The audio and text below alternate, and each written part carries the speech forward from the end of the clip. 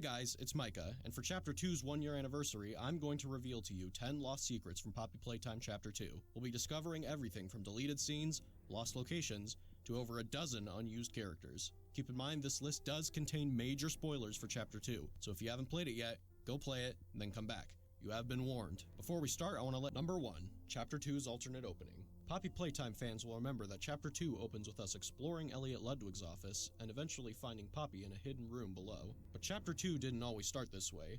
In a now deleted opening of the chapter, after freeing Poppy from her case, you wake up and are immediately greeted by the sight of Poppy peeking out behind a door. The sequence continues with you following Poppy as she slinks throughout various hallways.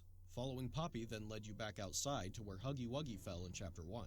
What followed was a 10-minute parkour sequence down the catwalks and conveyor belts from Chapter 1, eventually leading to a power puzzle that activated an elevator, taking you down to the game station to meet your new foe, Mommy Longlegs. Now, you're probably wondering why this never ended up in the game. There were a few reasons this alternate intro was abandoned. The first reason was chasing Poppy was just turning out too funny. The sequence went through 3 major iterations, starting with you straight up chasing Poppy to follow her, but that just ended up being way too funny. Version 2 was Poppy peeking out behind doorways and walls, but that was almost even funnier. In the last version, you see Poppy's shadow moving across the floor and walls. This version was definitely the creepiest iteration, and it's the one we ended up sticking with for quite a long time. But in the end, it was abandoned for just feeling a little too cheesy. The second reason was simple.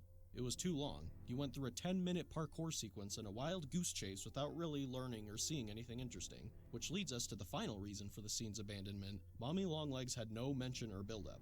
To fix these shortcomings, we completely redid the intro sequence. We first added Elliot Ludwig's office to the sequence so you had an interesting location to explore. We then changed following Poppy to Poppy talking to you to make her a relatable character instead of just a cheesy horror doll that you follow around. Then we added a scene forcing you to watch Poppy be kidnapped before your eyes to build up the threat of Mommy Longlegs. And finally, we had you jump down a slide rather than jump down catwalks for 10 minutes. In the end, these changes are why the alternate opening of Chapter 2 never saw the light of day. Number 2, Mommy Longlegs' alternate intro scene. Mommy's intro scene was one of the hardest things to get right in Chapter 2. The scene went through multiple versions of dialogue and pacing. These alternate versions, while relatively similar to the final, had a few key differences. Here's the first alternate version. Why, oh my, hello down there. I wasn't expecting company. Always tells Mommy when guests are on their way down. Didn't this time. Always tells Mommy. Shh, you're okay now. Mommy will take care of you. Mommy wants to take you somewhere special. It's easy to get lost down here. Some have lost their way and never found it again. But Mommy won't let that happen to you. Mommy always knows where you are. So yeah, in this version of the scene, there were a few key elements missing from a storytelling standpoint. 1, Mommy's introduction to the story didn't influence anything about your current objective. 2, the player had no reason to feel threatened by Mommy Longlegs because she had no prior build-up at the time. So we addressed some of these issues in version 2. Why, oh my! Hello down there. I think you lost this. Do you want it back? No, of course not. Though Mommy assumes this is something you want back? Finding you two down here was surprising. Always tells Mommy when guests are on their way down. Didn't this time? Always tells Mommy. Mommy loves to play games. Do you like to play games? How about you play some games with Mommy? Oh, you don't have to. Mommy can just keep little Miss Poppy if you don't want her. But Mommy already knows you love to play. Some have lost their way and never found it again. But Mommy won't let that happen to you. Mommy always knows where you are. So this version addressed one of the big issues. Mommy now kidnaps Poppy to give the player a motive to play Mommy's games. But then we realized something. The player doesn't even need Poppy. Who cares if she's kidnapped? So Mommy showing up still didn't affect your current objective. So here's what we did to solve it. We had Poppy be the only one who knows the train code, so now you need her to escape. We also added that scene where Mommy comes out of nowhere and pulls Poppy down into the abyss. Problem solved. Now, Mommy steals your only way of escape, and watching Mommy kidnap Poppy makes her introduction all the more threatening. Number 3. The game station's lost designs. Fans will remember that the game station features a giant mural of Mommy Longlegs, a playground for the kids, and entrances to the station's 3 main games. But it didn't used to be this way. The original design of the game station was absolutely massive, and featured a mural on the roof with a giant sun and moon illuminating the station. Although it looked jaw-dropping, there were 2 major issues. It was unrealistically big and was completely empty. It didn't seem like it could have been a real functioning location for kids. The second version featured a new design for the sun and moon, and a lot more color in the room to make it more inviting for the kids who'd visit. However, it was still completely empty. So we went back to the drawing board, keeping in mind what a place like the game station would need to be a fully functional and realistic location. In the end, we shrunk the room, added a big playground for the kids to play in while they waited for their turn in the games, added structural supports for realism, catwalks for Playtime Co. employees to observe the things going on, and of course, added some classic Playtime Co. style branding. Number 4. Musical Memories lost design. Musical Memory used to have a much different aesthetic than it currently does. In the original version, the walls were completely covered in TV screens of various sizes that would display the name of the button that you're supposed to press, and the buttons you press during the game used to be suspended by big mechanical arms. The reason this design was abandoned was fairly straightforward. The aesthetic was too high-tech looking for Playtime Co.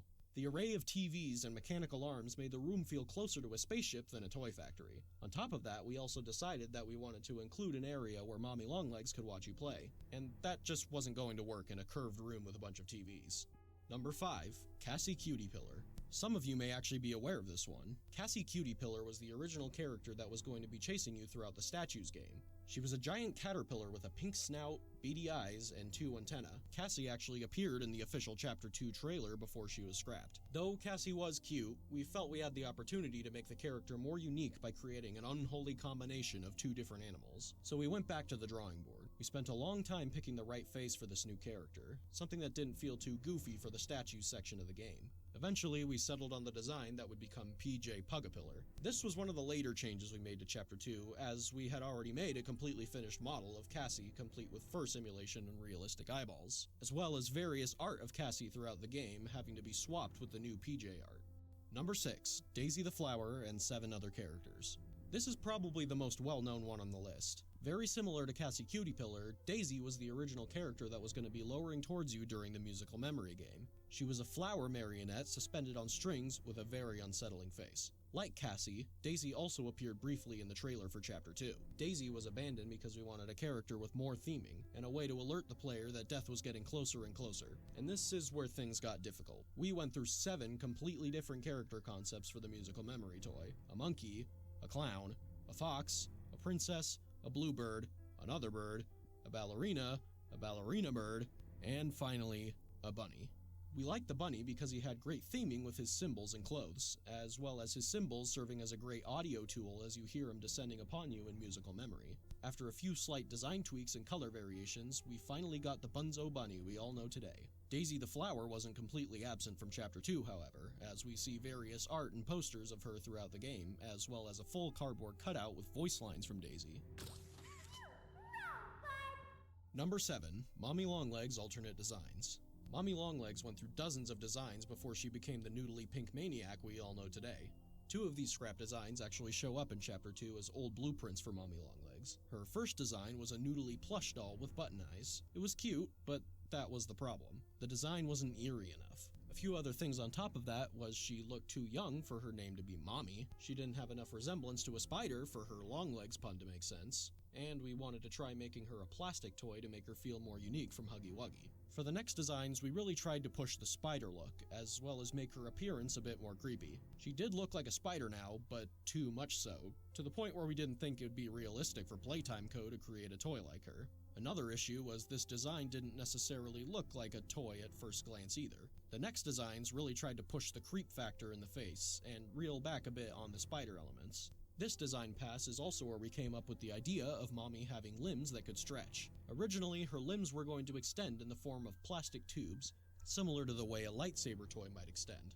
This design was scrapped because of the challenge of making her limbs bend while also being made of extending plastic tubes. The variation of colors also made her design feel too sporadic and complex. To solve these problems, we came up with the concept of elastic plastic, a substance that Playtime co-created that can stretch like rubber but also retain its shape and position.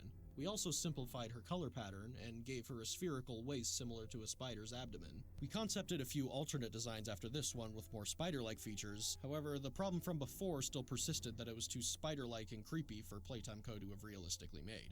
Number 8. The 6 Lost Toys. From the beginning of Chapter 2, we knew we wanted to have new toys present in each of the games in the game station.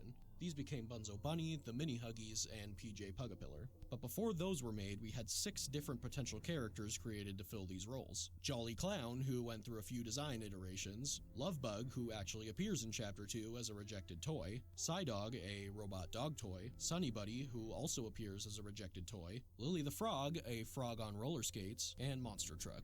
That one kinda speaks for itself. Number 9, the Quality Control Room and the Production Room. In Chapter 2, before entering Musical Memory, we take a detour to the molding room where you create the green electric hand. In an early version of the chapter, every game you go to was going to be paired with a factory room similar to the molding room. Whack-A-Wuggy had the production room, and Statues had the quality control room. These rooms were never implemented into the game and were scrapped during the concept phase because they just seemed like unnecessary filler. Number 10, Mommy Longlegs' death scene. One of Chapter 2's most infamous moments is the death of Mommy Longlegs. After minutes of running away from Mommy, you're backed into a corner with no way out. But just as all hope seems lost, you pull down a lever that activates a grinder. Mommy's arm is pulled into the grinder and she desperately tries to escape, screaming for her life as she's slowly crushed to death. Now, you wouldn't think it, but there was actually quite a bit of debate behind the scenes about how Mommy should be pulled into the grinder. In the alternate version of Mommy's death, her head is actually pulled inside and grinded to a pulp, leaving her lifeless lower half to fall onto the floor. Here it is.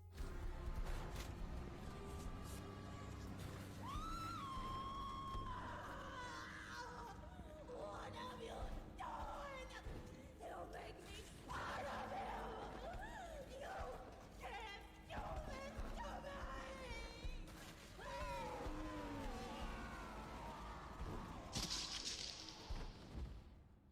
We decided to scrap this version for 2 reasons. One, the imagery of Mommy's upper half being dragged away would be more resonant than her lower half being dragged away. And 2, Mommy's head being grinded up might have just been too gruesome to show without the game getting an M rating.